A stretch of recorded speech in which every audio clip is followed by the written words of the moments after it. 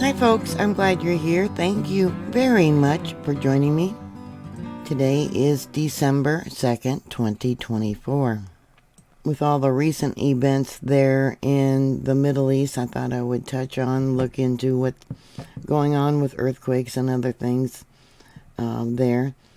Here we have the earthquake monitor there for that location, and the most recent was a magnitude 3.4 earthquake. That was in the location of the Suez Canal. Let me bring this in for you so you can see it. With the renewed fighting that's going on there in Syria, kind of a coincidence, don't you think, that the same time that they signed the treaty with Israel, all of a sudden all this fighting broke out there in Aleppo and Idlib, and they'll probably be heading next down to Damascus.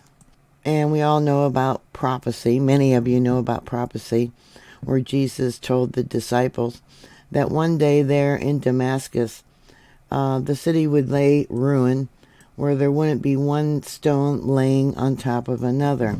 So will the destruction be from war, or an earthquake, or possibly both? Interestingly, in 1759, there was a magnitude 7.4 earthquake southwest of Damascus that actually destroyed about 1/3 of the city of Damascus. Damascus is currently going through a quiet period for earthquakes. There is 2 fault zones close to Damascus. One, the Sargia fault zone. That's this one drawn out in red. And then we also have what they call the Damascus fault, which I drew out here. Runs right through it. As you know, any large earthquake can produce earthquakes on other faults. The Sargia fault, they know from trenching and other research, is capable of having a very large earthquake. It's probably about 125 kilometers long, I believe. So that could be about 77 miles. I could be wrong about that. But it is an offshoot, part of the Dead Sea Fault, which runs all the way down to Israel. The Dead Sea Fault is a spreading center, and these faults are what's called a step-over fault for that spreading. Let me bring this down. So I would like to know, what do you think will be the downfall of Damascus, where not one stone will stand on top of another? Would it be an earthquake, or war and an earthquake? During the last uprising of their civil war there in Syria, Russia and Bashar al-Assad used what's called thermobaric bombs.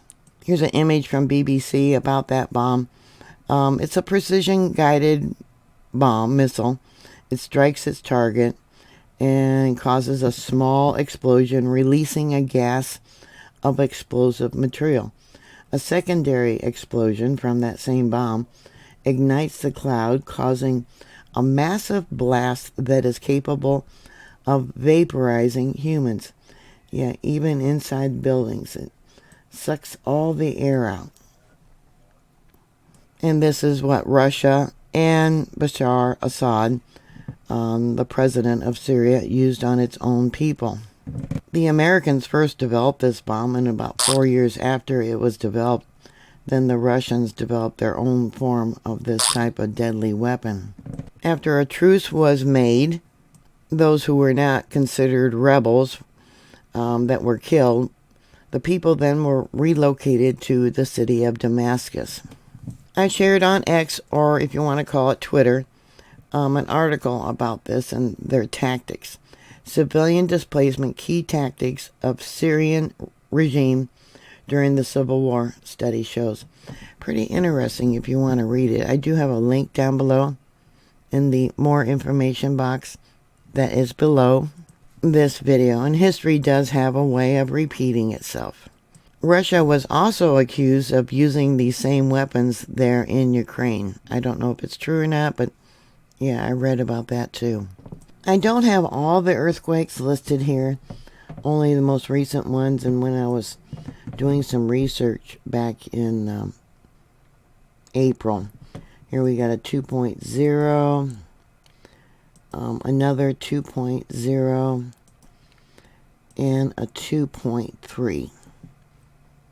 I was also wondering about if all this bombing and different destruction that's going on, could that trigger an earthquake? In 1551, there was a magnitude 7.5 earthquake. I believe about 30,000 people died in that earthquake, and it also created a tsunami there by Beirut. Going south towards Jerusalem, the city of David.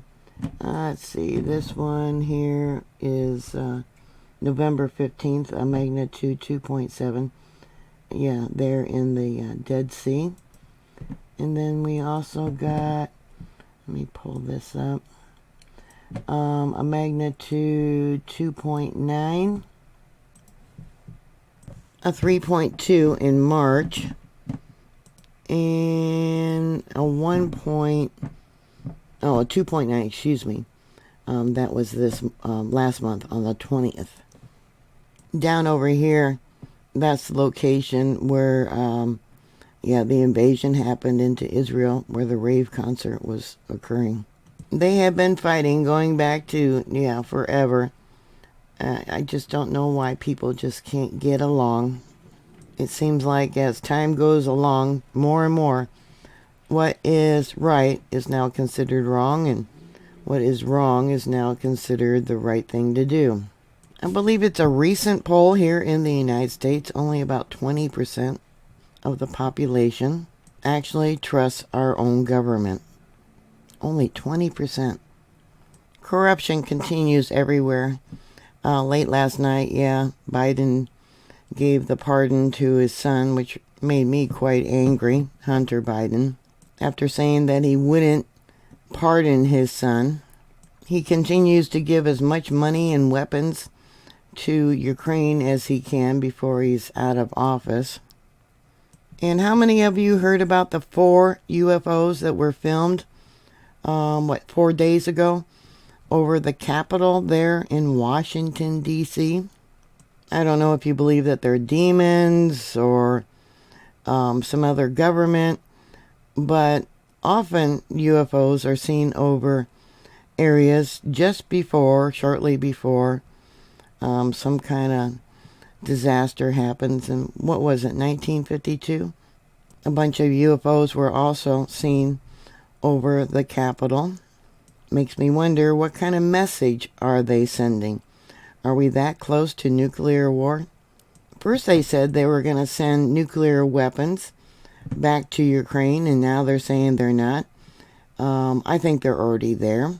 More likely, if a nuclear weapon is used in Ukraine, they're going to say that Ukraine developed their own, because they've talked about developing their own nuclear weapon. Being a dirty bomb using spent fuel cells from nuclear power plants.